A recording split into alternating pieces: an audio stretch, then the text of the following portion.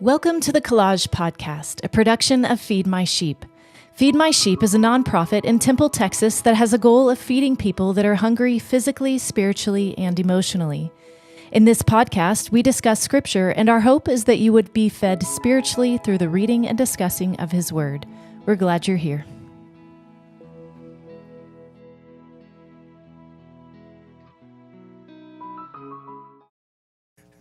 Hi, welcome to the Wanderers Podcast. We are glad that you are joining us as we look at Jesus' calling of His disciples. I am here with my friends, Jonah Fox, Karen Smith, Jeff Stiegel, and I'm Roy Rhodes, and we're going to get into it with Matthew chapter 4, starting in verse 18. This is 18 through 22, and we are going to read from each gospel of the early accounts of Jesus calling His disciples. So Matthew chapter 4. As Jesus was walking beside the Sea of Galilee, he saw two brothers, Simon, called Peter, and his brother Andrew. They were casting a net into the lake, for they were fishermen. "Come, follow me," Jesus said, "and I will make you fishers of men." At once they left their nets and followed him. Going on from there, he saw two other brothers, James, the son of Zebedee, and his brother John. They were in a boat with their father Zebedee, preparing their nets.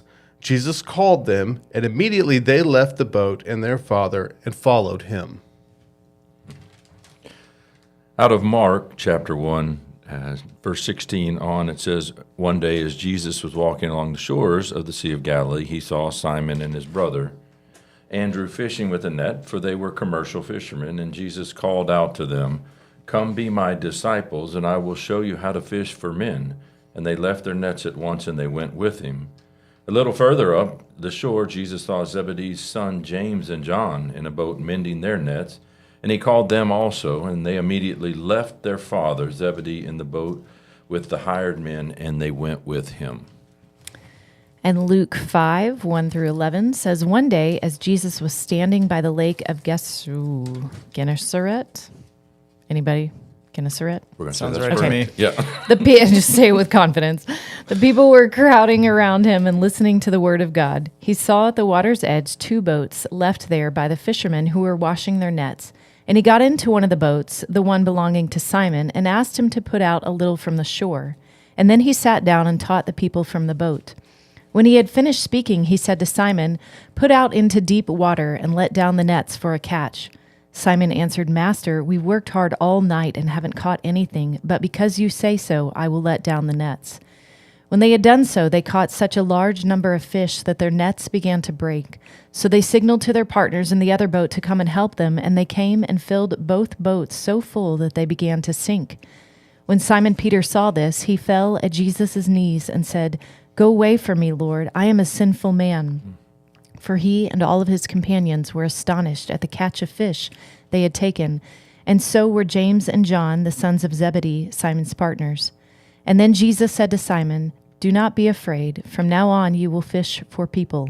So they pulled their boats up on the shore, left everything, and followed him.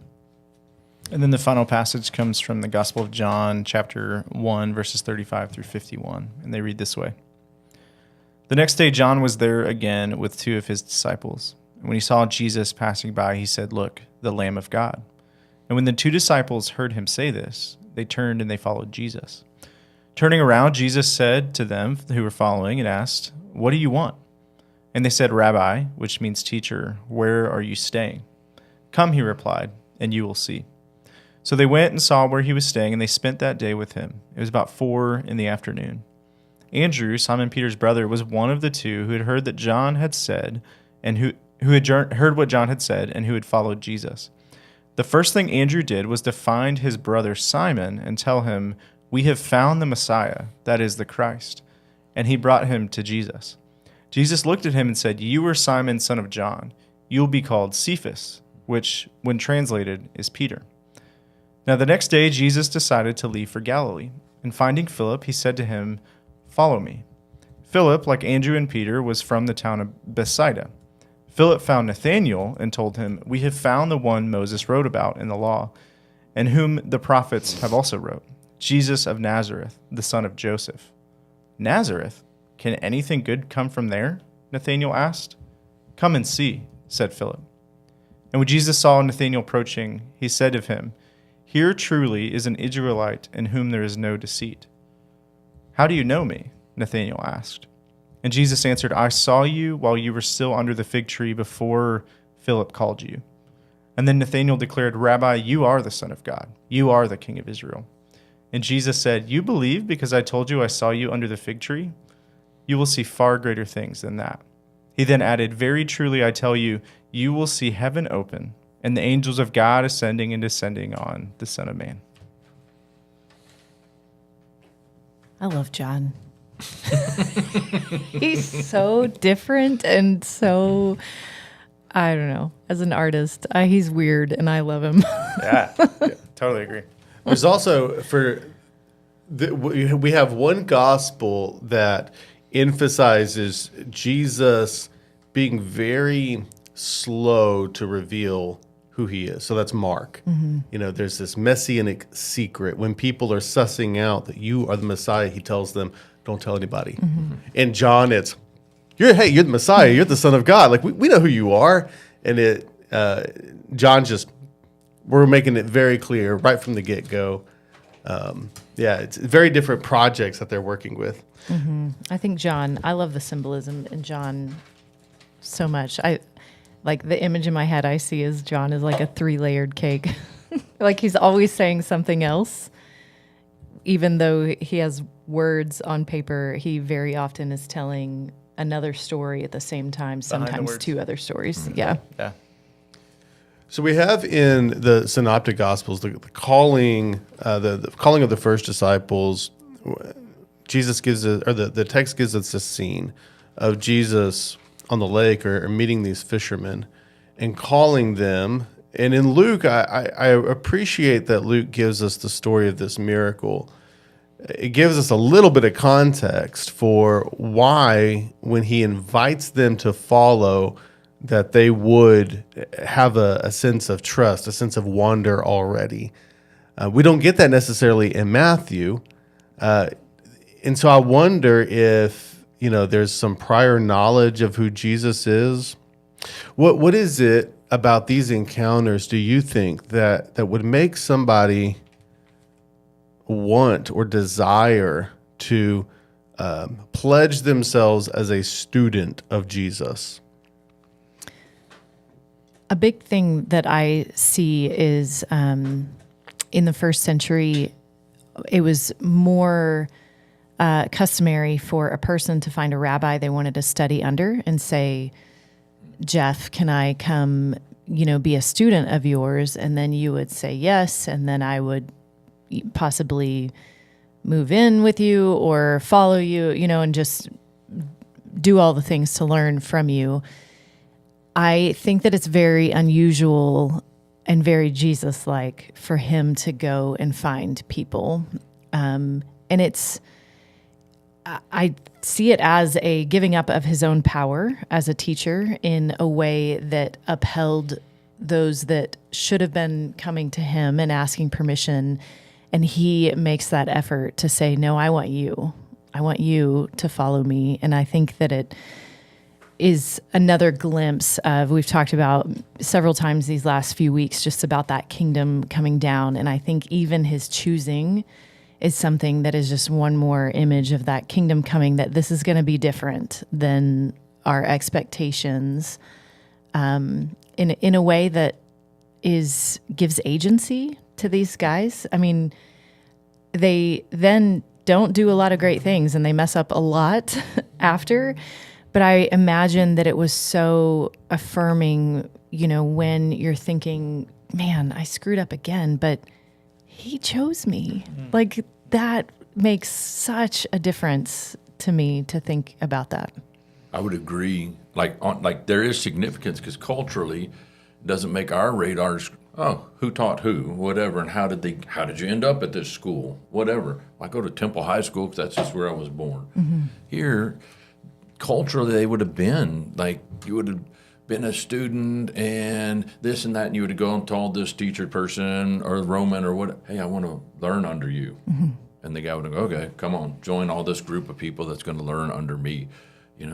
This one, Jesus went out And then what intrigues me is, like, you can't not think that he didn't pass by a whole ton of other men. And it's like we kind of look and go, oh, it was just Jeff on the beach and he just came out walking. No, he walked by tons of people, and all of a sudden he's like, Karen, I want you to come with me. Okay, so then you go, golly, it would, for me, so in the ministerial stuff, like, there's always, for me, a big struggle of, did you call yourself to ministry, or were you called to ministry? So then for mine, always the answer would be, I must know the moment that I was called, I can look back at that moment and know. And so they got a valid moment that Jesus said, hey, no, they didn't call themselves, because when it got tough and everything fell apart, they would go, oh man, how did I end up here? They would go, no, I ended up here because Jesus came and he picked me. I did not pick him. So it would change maybe when times got tougher later, how did I end up here? So I think it is significant there, and the other one won't go on long, but we cannot understate, Jesus was talking to some really tough, big, working dudes, and they dropped everything immediately and followed this guy.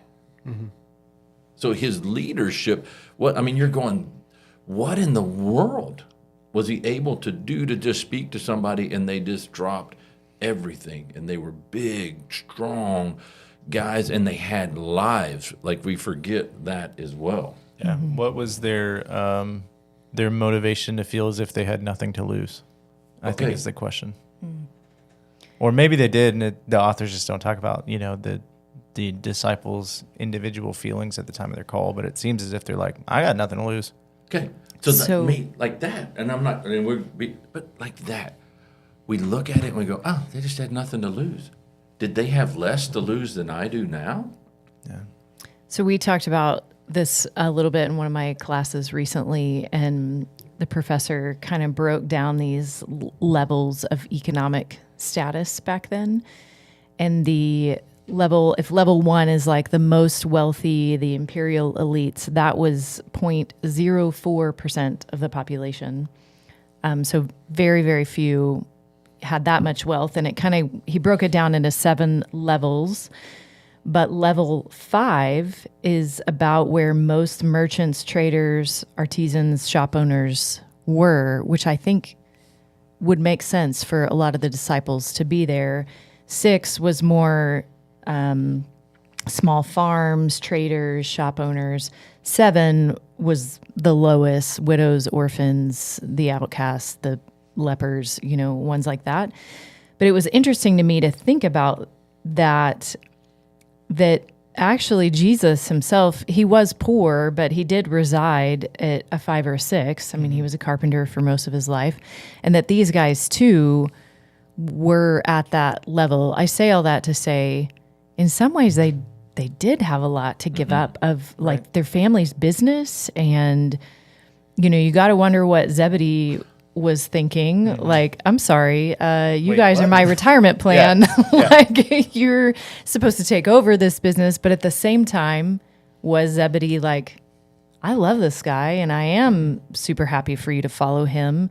I don't know what that will look like for me and my wife, but, I think there's a lot of complications there for a lot of the disciples, but I don't think they were poor enough that it was like, I've got nothing else to do. I've got nowhere to be. Sure, I'll follow you. Like, it was a big decision to say, I'll leave my family business. And for sure. And it's interesting that the text just makes it so immediate. Like, that decision was for all of them was like, yep, right now. I wonder, this is half baked and just like, proposed, but I think in our day and age, the spirit of adventure is very like popular, and it's a very like common idea, and we can get on a plane and go anywhere, and it's like the number of countries that you could get to in the world in an afternoon on a plane is, from where we're at, is quite a few. And adventure is just a part of our culture, right? We go places, we do things, life is about experiencing and all this. And for these, early century folks, it was my whole life is this village and this community and this, maybe they live within 25 square miles their entire lives. And so I wonder for these young guys if there was also some element of somebody's asking me to go do something. Like somebody's asking me to go on a trip, on an adventure. Where are we going? What are we doing? And so I don't know. I just connect with that a bit as being a young dude of like somebody's like, let's go on an adventure. Like let's go do something that they're like, yeah, let's do it. Completely different for anything they've ever done before. What I find interesting in it, like time is, so if we would kind of look, I would just say, if my son said, hey, I'm with him somewhere and some guy comes up, okay, maybe I get it that this guy is, wow, that was quite a leader. And he says, drop everything, come with me. Whoa, slick, no. Like that's not going to cut it because Would be a little suspect. That's right, because hey, we don't even know anything. And by the way, we're going to go all over on this grand adventure.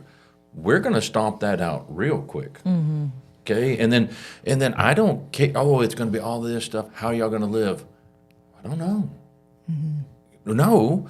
Okay, what are you going to do? Well, we're going to fight society as a whole because things need to change. No, no. You hippie. Yeah, no. And then I also look at the world that we're in now. We talk about adventure, but we don't even comprehend what adventure is. Not only that, I mean, I think about their perspective of some of the disciples of like maybe feeling honored, like he called me, I'm worthy, and then be like, wait, you're calling Matthew?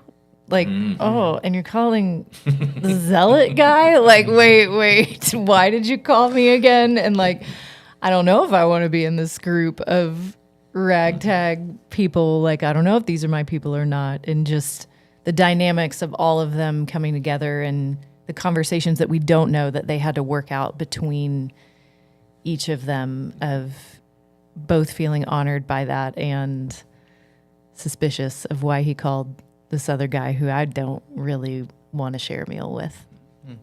There is too these are the first of his group of disciples that end up being named the 12.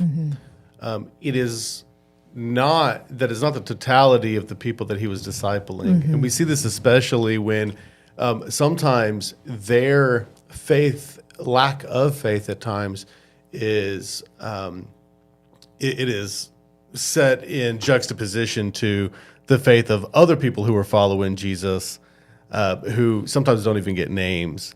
But I think one of the questions I have right now, as we think about Jesus calling specific people, they're going to serve. What he's doing is he's inviting them to be students of his, so that after the resurrection and after Pentecost, you have a group of people called the apostles who have an authoritative place in setting the foundation for the church. And the church is founded on the apostles and on their teaching. And then we see some of that language being echoed in later passages of Scripture. So in Acts chapter 1, after Judas has left them, there's mention of these two guys for the first time. One of them has like three names here, and then the other is Matthias, And so these two guys, it tells us that they were with him from the beginning. Joseph Barsabbas, also known as Justus, and then Matthias. And then, of course, Matthias takes that place among the 12. And don't they decide by drawing straws, right? Isn't that really kind of happen? Yeah, I would love to have a conversation sometime about like spiritual discernment. And, like, no, we're going to straight up, whoever draws the shortest stick is the guy. And I wonder if, I don't know, we'll get to that passage maybe eventually, but just a caveat real quick. That's always struck me really interesting, like that they made that decision for Matthias to, step in that role. Yeah. And I wonder if it was because it was maybe not because they wanted to do that. Like Matthias and this other guy. They were like, okay, it's going to be one of you two. And this is going to be really, really hard. Yeah. and we have to figure out who it's going to be. And it's because I think it's the temptation to be like, oh, of course they would want that role. But maybe it's we're going to draw straws because one of us doesn't want that role, or both of us don't want it. And somebody has to fill it. Yeah. When Jesus initially calls them, they know they're giving up some things. But then in being with Jesus, learning from him, and also hearing some of the things he says, Jesus starts to prepare them. In the opening lines of the Sermon on the Mount, blessed are you when you are persecuted because of me. And okay, what are you planning on saying that's going to get us in that much trouble? There's this sort of preparation happening, and then they witness Jesus go through it. And there is a formation process over that period of time that they're with Jesus that is forming them to minister, now expecting suffering. So that you're right, like by the time they're calling, or Matthias is being called, they're way more clear on the fact that this calling is hard and may end in death. Yeah. But they are also clear in who Jesus is, that he is risen, that this is the kingdom coming here on earth just as it is in heaven. And so they're now ready to walk that. What would you each define a disciple as? What is that definition in your mind? Fair question. Are you asking, I think I would have two definitions. One is how I would define a disciple as a category of the text, and then a disciple more generally. Sure. Okay. Yes. So when he says the 12 disciples, Okay. I think that's a distinct group among a crowd of disciples. Disciples more generally meaning a student who is learning by walking with. And there's this image that N.T. Wright uses that I think is kind of silly, but have you guys seen the movie Young Frankenstein by Mel Brooks? Okay, so it's when he gets to the castle, when Frankenstein gets to the castle and meets the Igor figure, and he says, okay, walk this way. And he's hobbled over and he starts walking. And so the Frankenstein and his group, they look at him, and so they hunch their backs and they kind of walk that way, Agreed. There is that can be an image for I really discipleship. didn't think that was going to make it into your explanation and your definition. But you've heard it before, haven't you? Something like that. You've read yeah. that book. Yeah. I saw another image from that Frankenstein movie. I was like, please don't go that way. I get what you're putting down. Yes, it's not just, it is learning from the teaching from Jesus, the rabbi, who is not just a brilliant, but teaches with an authority. This is how we understand the Torah today. This is how we live out the Word of God. But also learning from him by seeing his compassion, by watching him love, by watching him minister, by watching him confront and defend. They're learning by example because they're with him. Mine, I'm going to give a wronger answer. Good. I kind of like what Roy said. I kind of look at this as two different things in the same word. And I think, so mine, what I'm focusing on here would be the 12 disciples, those 12. And then I understand the word disciple and follower of Christ. I don't mean to say it less. I think we have changed a little bit in the narrative, and they were disciples. Well, we're all disciples. We're all followers of Christ, and there's a whole bunch of them. So then it gives us a little bit. I really like in this discussion of the 12. Like, what is the difference in them? And there may be none, but in it, because they're by name. So then what have we said in the other stuff? If there's a name associated with it, it matters. So there would be. So then there must be something. So that's always intriguing to me. So I get it. but I think it shortchanges these moments if we go, it's just a disciple. There was a bunch of disciples. There is, I get that, and that is what was going on. And then why in the world did they drop everything and fall? I get even the apostles, okay, because they saw. I mean, there is no doubt that what post-crucifixion and the resurrection, there was 1,000%. There is, no matter what team you were on, something occurred that people saw and witnessed firsthand that changed diametrically how everybody functioned. So no longer were they really just forced to believe and suppose. They knew. They saw it. These guys saw nothing. They saw nothing on the front side of this. Other than who this guy proposes to be. I wonder if they knew him before. Had they heard about him? Had they heard of John the Baptist talking about him? Did they know something's up? Like somebody's coming. I don't know what's going on, but God seems to be moving. Or had they heard nothing, and didn't know anything? I don't know. Dietrich Bonhoeffer, in his book, The Cost of Discipleship, talks about one, he's not getting into the psychology. He's getting into the authority of Jesus's call. That when Jesus calls you, this is what we do. When we know it's Jesus who's calling us. You drop your nets. Yeah, we follow. We believe. And in Luke, there's a part of this story that connects with that. And that's the first thing that these guys do is, they're fishing. They've been fishing all night. So this guy is trying to talk to them from the shore, a dude that they've not seen in a boat on the lake before. So, if he's a fisherman, they don't know this guy as a fisherman. So he's telling them, okay, go put your net down right there. And there is, maybe it's because they think this guy is crazy and wants him to go away. Maybe there's some curiosity. Whatever it is, they go and they do it. They Doesn't obey. Peter call him master? I don't know the Greek. Matt, may be an honorific. That's true. Like it could be a term of respect.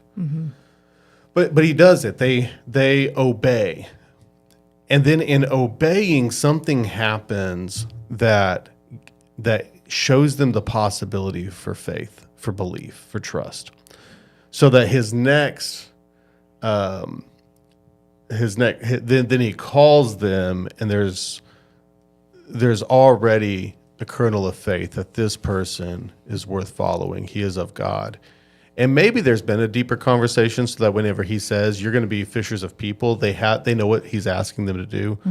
That I'm going to send you out to bring people into the kingdom. Like maybe they understand the metaphor there. But I think there's something really beautiful and instructive about the way that we come to faith. That sometimes we just do. We act first. Maybe I'm having a hard time trusting God. This is Bonhoeffer's point. I'm having a hard time trusting or really believing that God is good, or that if I do the right thing, that there's going to be a good outcome for that. But I go ahead and I do it anyway. And in the doing of it, maybe that doing is going to church or being part of a Christian community. That I'm struggling with faith. I don't want to go, I'm struggling to want to put myself in a place where people are worshiping, where there's communion, where the word of God is being preached.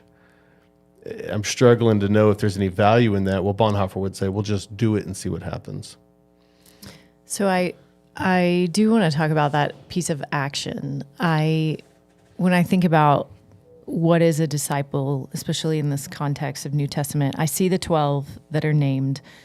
I definitely see that as a representation of the new kingdom that's coming and the new 12 tribes. I think that's the reason there's 12. I think that Jesus is, it's one more visual picture of him saying, this is the kingdom coming down, and these are like the new kingdom that's coming. But I also see disciple as a broader term of student that follows Jesus. I think it expands beyond just the 12. We see that Joseph of Arimathea is later called a disciple when it's talking in Matthew 27:57. He's named as a disciple of Jesus, which opens up a lot of questions for me. You know, we don't see him, we don't have a lot of visual stories of him like being there at certain times and following him exactly like these 12 did, and yet he's still named that. Later, a young girl in Acts is called a female disciple of Jesus. That also opens up a lot of questions for me. As a female, I see the term disciples opening up to something that included women in that circle. I think there were women that were there. They followed Jesus. I would call Mary Magdalene a disciple, but I think so much of that hinges to me specifically on what they were doing. She was there. She was following. Mary, Martha's sister, it says she was sitting at Jesus's feet. That is the term used for like sitting at the feet of a rabbi in a posture of learning. And so I think even the woman at the well, I think that phrase, that turn of phrase, she dropped her water jar and ran to the city. I think it's exactly makes me think of these guys. They dropped their nets and they followed him. She dropped her water jar and she followed Jesus and did with action what he asked her to do. She went and told everybody. And so I see it, I think that term disciple is something bigger than just these 12 that are named. I think they're named because they're referring to the 12 tribes in this new kingdom that's coming, but I see it as an expansive definition that includes, and with that, different levels. Joseph of Arimathea probably, wasn't in proximity like Peter was to Jesus, and yet he's still called a disciple. What about, right before we got on air, we were talking about what about Peter, and he's married, and that complicates things of the calling. What about Peter's wife? Would she have been considered a student of Jesus? Was she doing all that she could to be a student of his in the parameters of being a female that's married in the first century? Like, I think there were a lot more disciples, but they were doing as much as they could be a student of Jesus. But I don't think they were discounted because they didn't leave the family business. Okay, so interesting topic, because, Reddy, I'm not a theologian, but like that concept that you would maybe acknowledge that the 12, there was maybe a different hierarchy in the school of Jesus, lack of a better term. I mean, that you had these 12 that had the most intimate time here, and then you had this next layer, no better or worse, but just that's the reality of it. Mm-hmm. I mean, and so you had these that were called to this level, and they walked side by side, and we read and we can see. I can go, hey, this is the conversation that Jesus and Peter had. Mm-hmm. And so you go, okay, in that level, so what intrigues me is, before we even go any further, are we all called to be disciples of Christ? 100%. Mm-hmm. Okay? So, I would agree. So then where it gets intriguing to me, and then what that means or whatever, but, okay, I want to know about Peter's calling to be a disciple of Christ, John's calling to be a disciple of Christ. That intrigues me. Why? Okay, I get the others, and I would go, man, that's great, and they did what they could do, but I wanted, those intrigue me to no end of going, you left your dad. Mm-hmm. We would say now in the church of 2024, you leave your family behind to go do this, you have done wrong.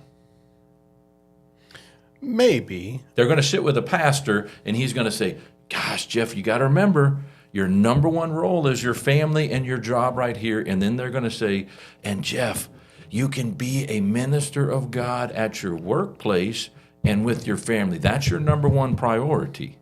What if Did he say that to Peter? What if Peter's wife was fully supportive, though? Could be. What if Could she be. got Jesus and Could was be. like, this guy called you and I'm so proud of you, and I fully, like, I don't know how this is going to work and I don't know how I'm going to eat, but I want you to be with him. Valid. And that's a valid answer. So then it's unfair. Like He did that just heal her mom. She watched that. Agreed. So, and it's unfair that I'd love, because there is dialogue that must occur. I'd love to hear that too, and I can't suppose that. But yes, that must have occurred too. Okay, because I do not think that in the calling that Jesus would invalidate every institution that is good. Marriage and family is good. Raising children is good. He did not do it himself personally, okay? But that doesn't mean anything. So he's not saying, oh, those things are not anymore. I find it interesting, must have occurred, okay? And because he could not, well, I don't know what he could do or couldn't do, but he didn't give the disclaimer and go, hey, Peter, I want you to follow me. Wife's really not on board with this, but she'll be all right.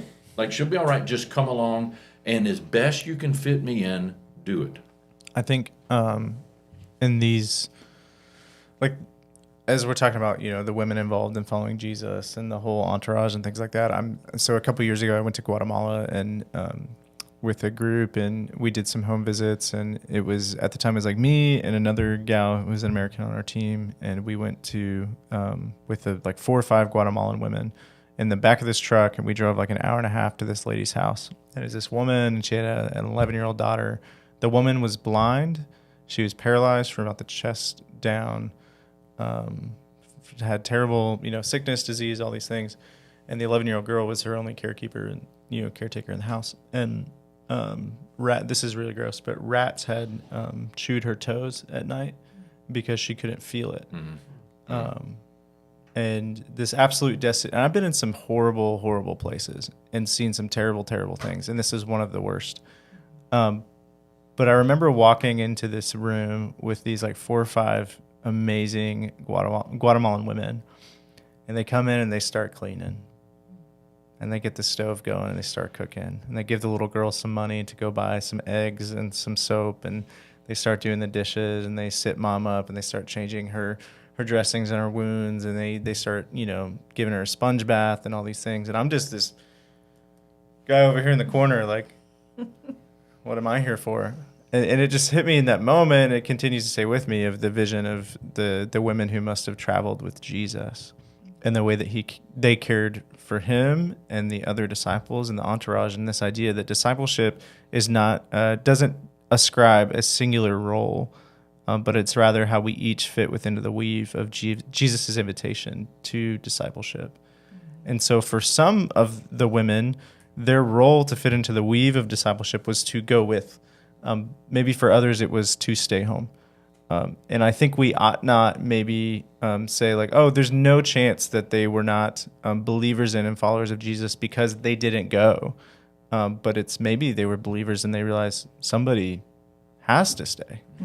And I don't know, maybe that could be a controversial thing to suggest, but... Well, we know they made money and Right. fully supported his ministry. Like, they were the financial backing of all of this. And I don't want to discount that either, that they're doing what they could. Maybe there were situations where, they couldn't go, but they're making money and saying, I can do this part. And even you telling that story about the women in Guatemala made me think, like, the women at the burial, they did that and did what they could. When the And- men were hiding. Right. The men are terrified, Yeah. running from Rome, and the women are showing up, doing all of the dirty work and wrapping his body.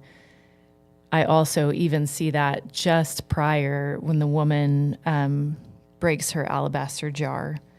I see that as a direct representation of a woman that knows he's about to die, and she's getting his body ready for it now, because I think that she got it and knew that's, and his disciple, Judas, is like, what the heck are you doing? Like, you could have done so much more with that money. And I think she knew something's coming, and I've got to get his, this is a way I can show you that I'm getting your body ready. No, I agree. Like, and 100%. All of these things must occur for these things to have happened. But what intrigues me at this particular moment, at this one microscopic look, is John and James and Peter, whoever, how were they chosen, and why did they drop everything and follow him immediately?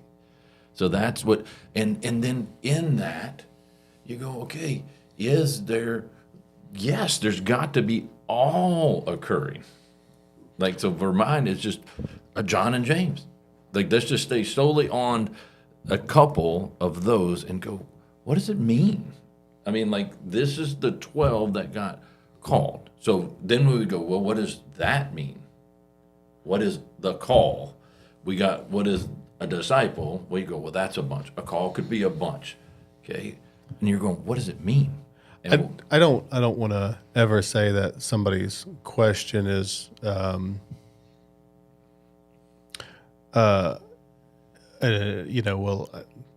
uninteresting, but my What do you, well, then what the Hold on. heck are you What going are to you say? trying Oh, then say it. my question is this: why is it important? Is it important to you, or is it important to us to know why Jesus chose these No. folks and what their decision-making process was? Yes. Because we do not actually have access to that information. I would say why Jesus chose them, we are going to waste oxygen even trying to justify how we even know who or what he chose. Waste of time. So what's the question behind the question? and I was Mine is- going to point us in that direction. Why does it matter, right? For today, where we always usually try It to matters go. a ton to me Yeah. in that these are leaders of the church. The point that matters to me is these were not everybody be followers in the church, not just leaders and have roles within the church. These were Peter. Yeah. This is the rock from whom I shall build my church. Was he not called to more? And so now we would go, it drives me absolutely crazy. We have so many people, and I'm so ready. If I say a sentence, an only call I would possibly know, and I am unsure of that one, is my own. I am not going to speak on anybody else's call of anything, whether they're doing it right, whether they're doing it wrong, irrelevant, whether they're doing this. That's not my place. It is again, waste of oxygen for me to tell you your call is wrong. Okay, so I can't. It is of utmost, to me, it drives me absolute crazy when I see all kind of people in the church and they would give me, and we're talking leaders that are leading people, and they're going to say, hey, my number one ministry is to my family. Then I say, you need to go find a new job. You need to find a new job because this one's not for you. Okay, and then you could go, and then in that, everybody would go, well, Jeff, you're wrong. I'm wrong. Okay, I'm married, so like in it, okay, and so then I'd go, so that's why I'm looking at that, and then for me as a guy, we want to be that dude, and I'm not saying, and Karen wanna could be the be that, hero. Karen could be that dude too. Karen wants to be that dude. And I don't, that is a non-gender, but so you'd go, she could be that person as well, and I would say, honestly, that is probably what joins us together, is she is that person as well. Yeah. And so but mine is going, I would love to say I'm that guy, but have I not maybe been called to the same level as them and said, hold on, Slick, I got other stuff to do, and I'm gonna be a leader. I think, though, I mean, later, Paul talks about all of the giftings and taking, different parts of the body to make the body. And I see that even as a general picture of the broader term disciples. That yes, there were 12, and they for sure had, I don't know, maybe greater influence in the early church and things like that. But I also see others that were disciples. Joseph using the fact that he had money to buy a tomb and use that. I mean, he used what he had in his situation to be a disciple to the best of his ability. Now, could he have done more? Probably. I mean, he could have, I suppose, given up his status and influence and followed Jesus. But I still, it names him a disciple at the same time. So he was doing that. Are we all called to sell everything we own and move to a foreign country to be a missionary? I don't think so, but there are definitely those that are. Is that better? Fair. I don't know. I mean, Yeah, I think we see the full glory of God's kingdom and the way that he calls and the way that he moves people around. We see that more in the whole church than just in ourselves. We're not the hero here. And so what God has called me to my particular place, and I do believe that requires a certain amount of a prayer life where we can bring our lives to God. And it requires a lot of trust, but with an open hand.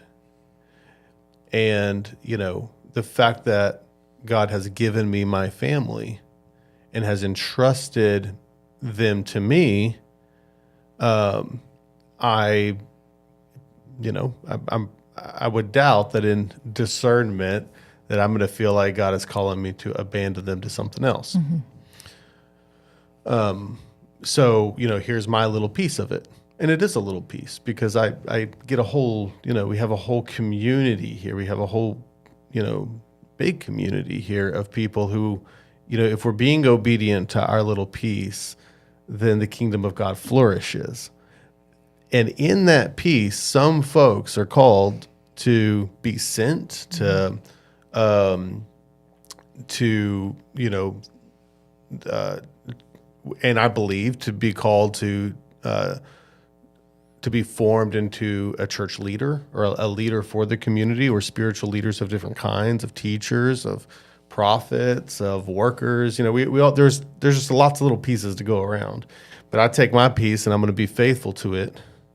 And my hope is that in being with God, my faith is such that if he does call me to a different piece, I'll be able to respond to that call faithfully. I think it's important too to remember, like in your context, if God's greatest commandments are to love him and love your neighbor, your closest neighbors are your wife and your kids. Fair. And so it does not make logical sense to, put them on the altar of ministry, because he's asked you to love them and they're the closest proximity to you, the people in your home. And so I think there's just grace for where we all are. I wrestle with this as a female.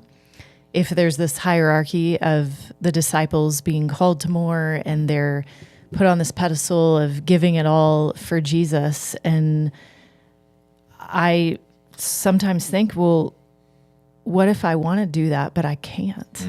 Because my entire life I've been restricted and told, you can love him, but you can't talk about him.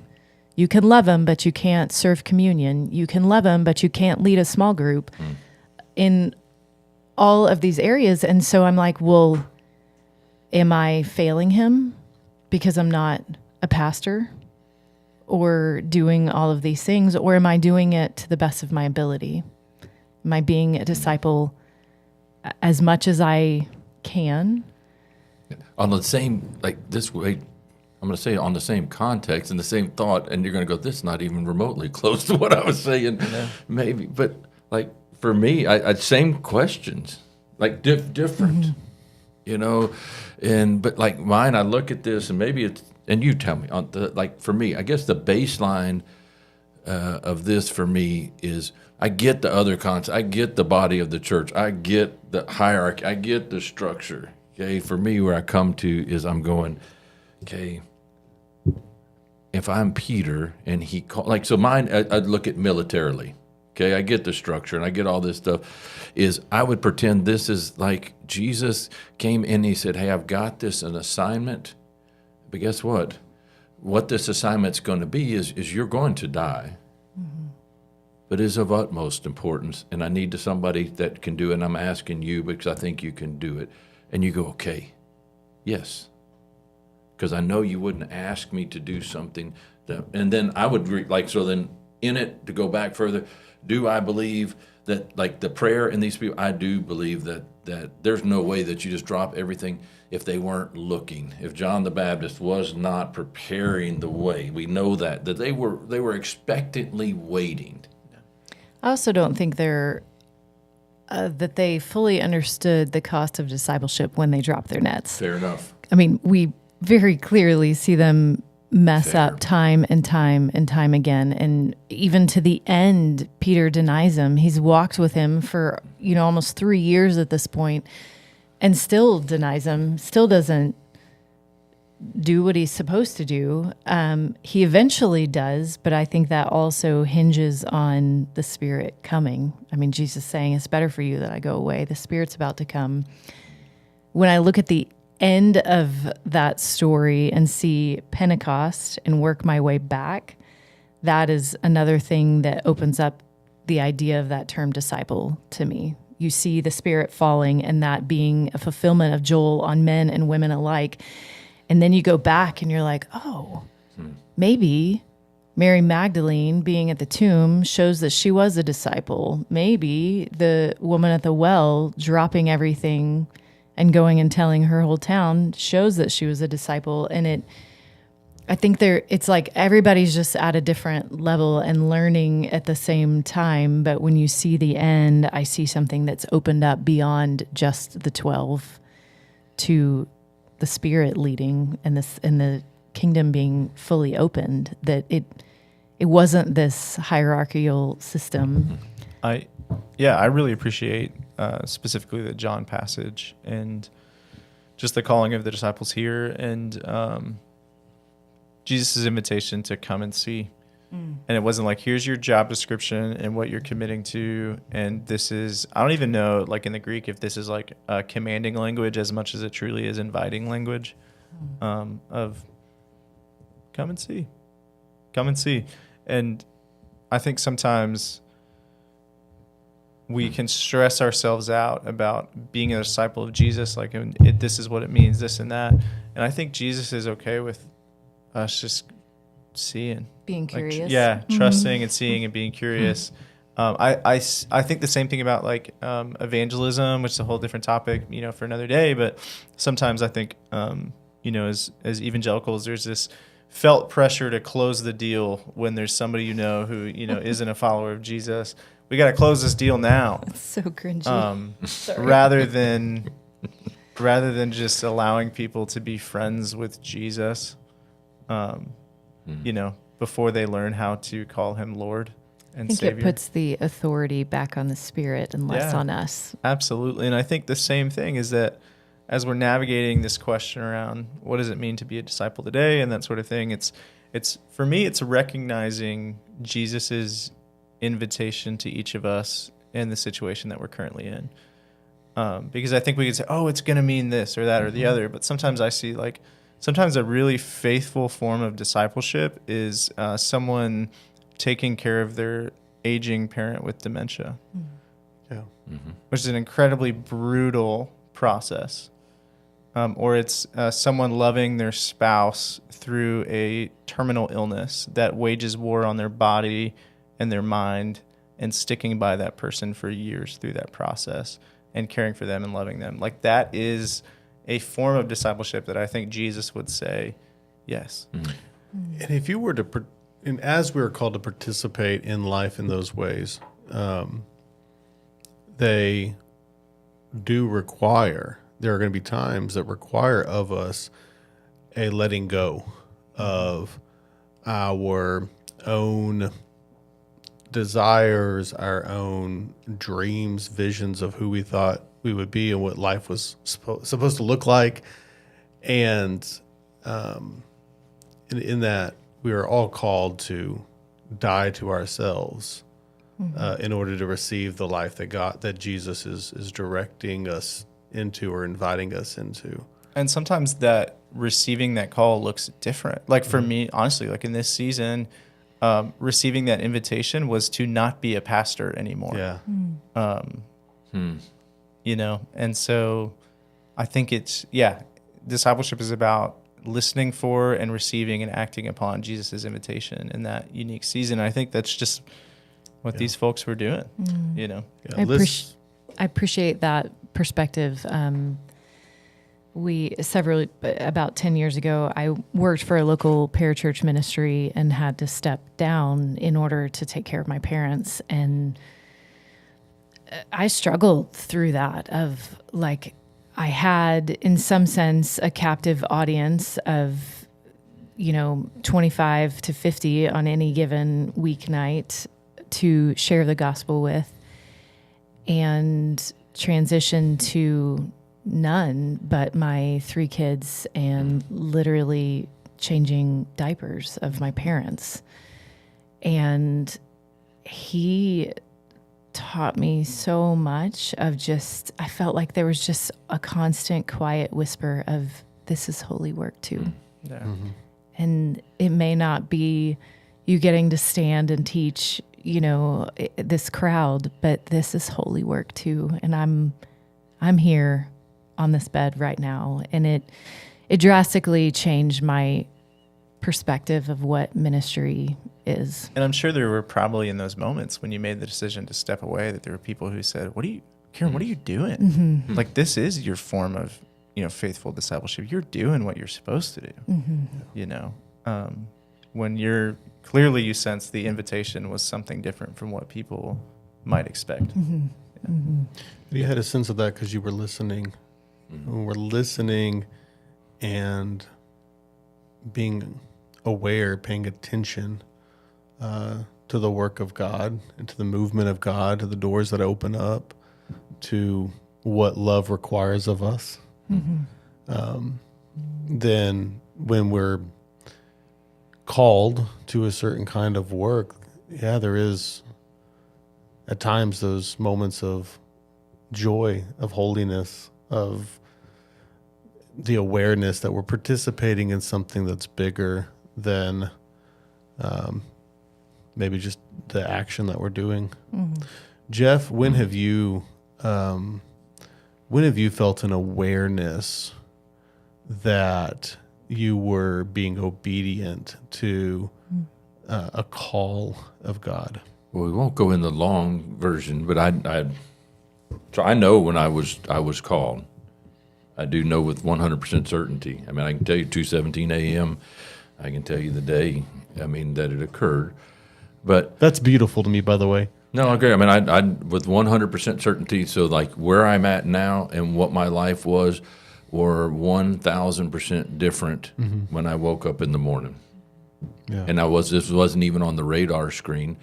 And we can talk about that. But so when have I been faithful? I would say this. When have I been faithful to the call that God has laid upon my life? I would say very rarely. Very rarely for me. I fall short over and over, but I strive again and again. So I would say I've failed magnificently over and over and over in the calling. And in the failure that has occurred to me again and again and again, God has somehow used some of those moments of failure to bring great honor and glory to Him. Yeah. So so if you would go, so if we were doing a psychoanalysis of Jeff here, but so before I would That like would be full- fascinating. It'd be That would be a great It'd be a podcast. terribly boring. Next episode. But so honestly, so you would go, I'm not naive. I would go, Jeff, your struggle is not really with Peter's call. Your struggle's with your own. And you're really trying to discern yourself. You're always struggling with, Jeff, you need to give up more. You're Can I- not giving up more. So the struggle is always internal. So like in it, and you could do more. You could do more. You could give up more. You could do more, and you're not. So then, but mine, what I thought was beautiful, in that what I will take away, my learning point out of this is, I already know that struggle. That's not learning to me. But what Jonah and Karen just said, in that we come back to how important it was that Jesus picked and pointed to the disciples and said, I want you. Mm-hmm. So when Jonah talks about, I'm in this chapter and so many people are going to say this, or you should have done that. Karen, you would no way go, Karen chose to do this. No, she's not wanting to watch her parents go that way. No, she's not wanting to get isolated in that way. She did not choose that. But immediately she had no other choice but to do what she had to do. Jonah did not choose his easiest choice. I'm just speaking, his easiest choice that would have lasted is to stay exactly where he was. But he had no other choice but to drop everything and do this. The same with mine. We won't go. Mine was, I had no choice. I'm supposed to be a hunting guide right now. That's what I'm supposed to be doing. I'm not supposed to be in a church. But when I woke up, I had no other choice. I did not choose this life. And so it gives me comfort when I come back, because there's moments and moments and moments, and like in it, we lose sight of the fact, because we have the whole story we're looking at for Peter. I throw him out there like, man, the dude, he got it. No, he missed it 1,000%. He didn't get what he had gotten called to. And none of these, Jonah brought it up really good. None of them, we're naive if we believe they truly got what they're signing on for, because Karen even said, no, they didn't know it, because look where they were here at the climax of the story. Mm-hmm. And so you go, I get lost in my story and going, Jeff, why don't you get the call completely? I'm going to push back a little bit, because you said that you feel like you have failed over and over time again. Mm-hmm. And I immediately think of Jesus talking to Peter himself saying, do you love me? And he says, yeah. And do you love me? 3 times. Uh-huh. And then he said, if you love me, but then I get feed my sheep. Agreed. But in that, I would also say that's the same one who said, hey, who are you, Satan? So I can be the same person in it. Yes, and but I don't want to discount that day in and day out, you are literally feeding his sheep in multiple ways. In mine, the word failure to me is a magnificently good word. So like people would take, our culture has made failure into a negative thing. I can succeed at a whole lot of things if I set my bar low enough. I got to find that mark which I'm striving towards, which is completely unattainable. So why does this idiot want to do backpacking? I hate sleeping outside on the ground. I hate all the components of it. I love the struggle to see how far we can climb. And then it's even better. You know what's even better backpacking? If the only mountain I've never attempted a summit on, okay, I made it to high camp. I made it up to 19,980 feet, spent the night there. Next day was the summit deal. I didn't even try it. That's the only one I tried by myself. Okay, said, nah, don't want to do it. Okay, so it's even more magnificent to climb with other people and to try to bring them up to places to see that they didn't even know existed in the world. So in it, sometimes we make it, sometimes we don't. And I would agree, like feed my sheep, it doesn't fail. It only fails if we don't have it open and providing. Now me, I desire to fail because there is comfort in that failure only comes with striving for more than is attainable. And so I go, and I get it. Like, so everybody, so like me, I'm dumb. Like I got weirdness. Like if somebody asks me a simple yes question, more times than not, I'm going to answer with no, but it's an affirmative yes. Like Jonah says, you're doing all right today, Jeff? No, I'm going really good.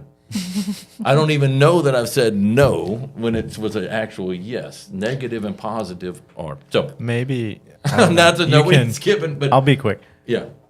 I don't know. I feel the invitation to offer you in this moment impress upon me maybe that God's invitation is to be a little nicer to yourself. I'm not joking. I No, don't I know. agree. That's fair.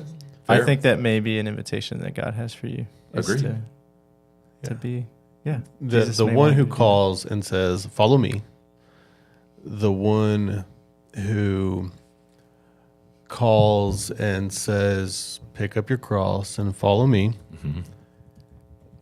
is also the one who says, "Come, you who are weary and burdened, and I will give you rest. Take my yoke."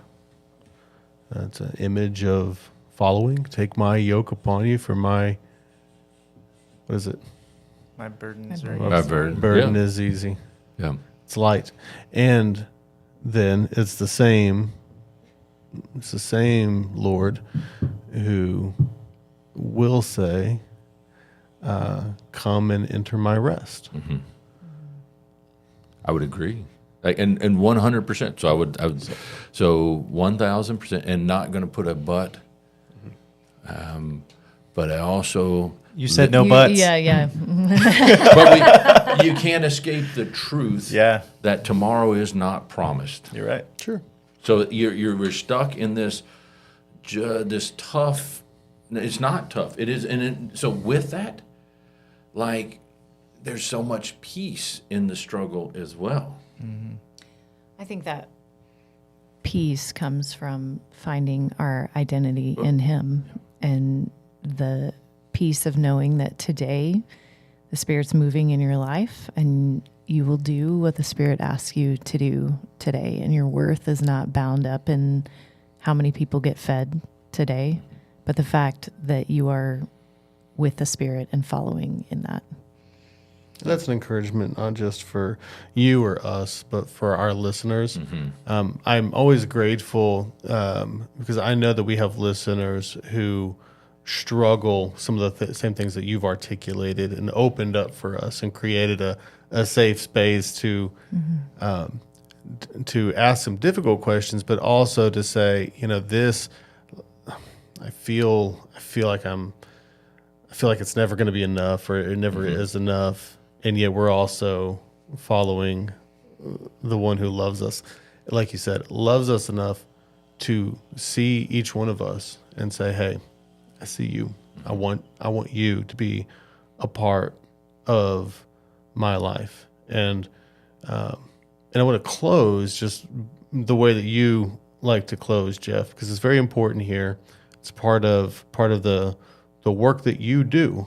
And the work that I think that we all do in our lives is to see the next person and embrace them as a gift of God that they are. And that when if we're inviting somebody, hey, come follow Jesus with me, it's because we know that we're inviting them to a truly beautiful, gracious, adventurous, wonderful, eternal life. In Him. And I think for listeners too, I'm reminded of Nathanael that Jesus noted, I saw you under the fig tree. And I think that is something that is true for all of us. So That you are seen, you are loved, you are called. That calling may lead into suffering. You will suffer. Okay. And that's not just because you're following Jesus. It's also because you're a human being in the world. You will suffer. And if you're faithful, we enter into His rest.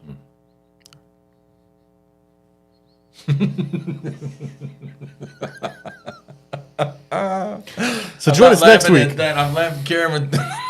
I don't have anything else to say.